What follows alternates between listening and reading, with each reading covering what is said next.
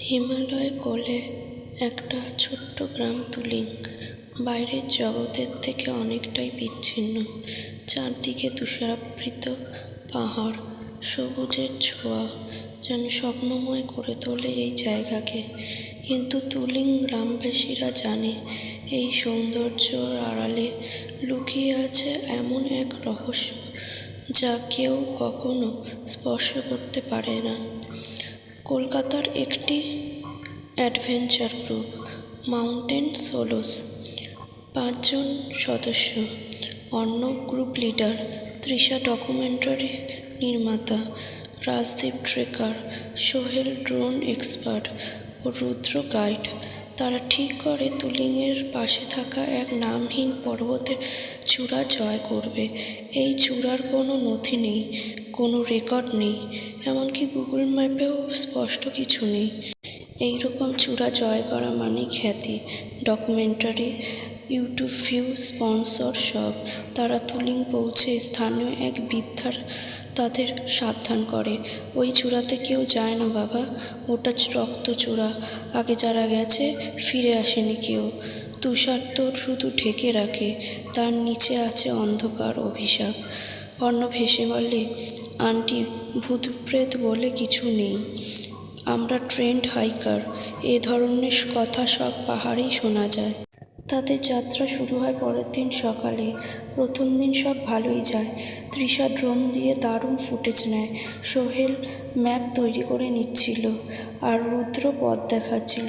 কিন্তু রাত নামার পর শুরু হয় অদ্ভুত সব ঘটনা।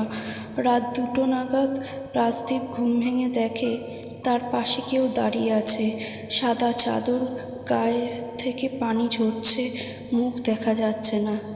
চিৎকার করে উঠলে সবাই জেগে ওঠে, কিন্তু কেউ কিছু দেখতে পায় না।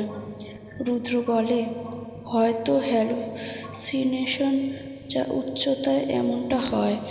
কিন্তু রাজদীপ কাঁপতে কাঁপতে বলে, ওটা মানুষ ছিল না। পরের দিন তারা পাহাড়ে একটু ওপরের দিকে ওঠে। হঠাৎ এক জায়গায় পাথরের ফাঁকে একটা গুহার খোঁজ মেলে। ভেতরে তারা প্রবেশ করে।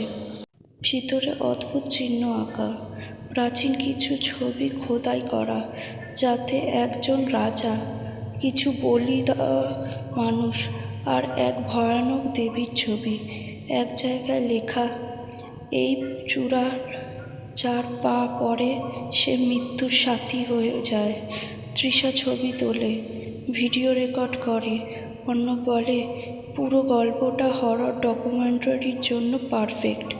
কিন্তু রুদ্র চুপচাপ, তার মুখে ভয়।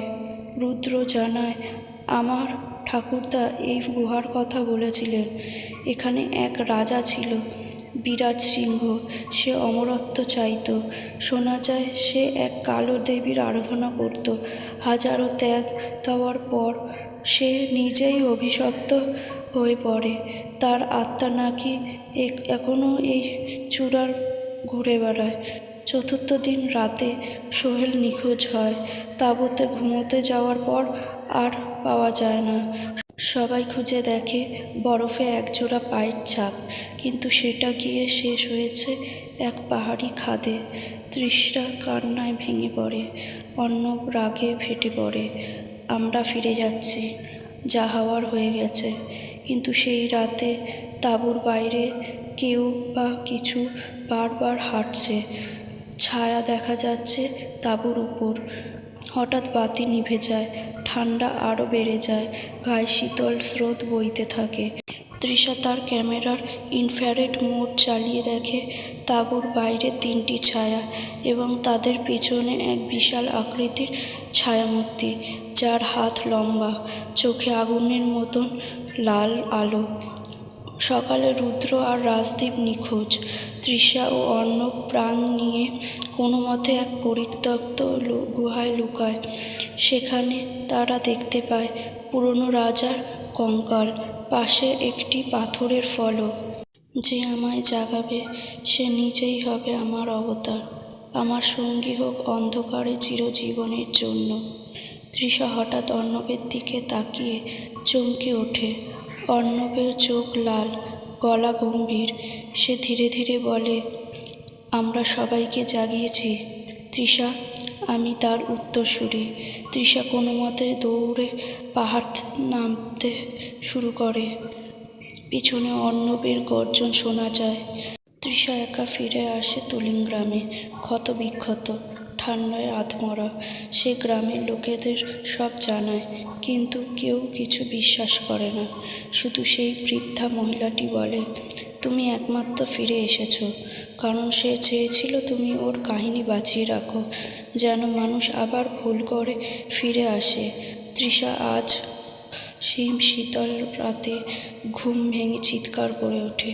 অর্ণবের সেই রক্তচক্ষু, পাহাড়ের গর্জন আর সেই কালো ছায়া তাকে তাড়া করে। এইরকম আরও ভয়াবহ গা ছমছমে গল্প পেতে লাইক দিতে ভুলবেন না, শেয়ার করে ছড়িয়ে দিন এই ভয়ের কাহিনী, আর সাবস্ক্রাইব করে হরর স্টোরি মিডনাইট এর সদস্য হয়ে যান। আর হ্যাঁ, কমেন্টে জানাতে ভুলবেন না কেমন লাগলো আজকের গল্পটা, আর আপনি পরের পর্বে কি শুনতে চান।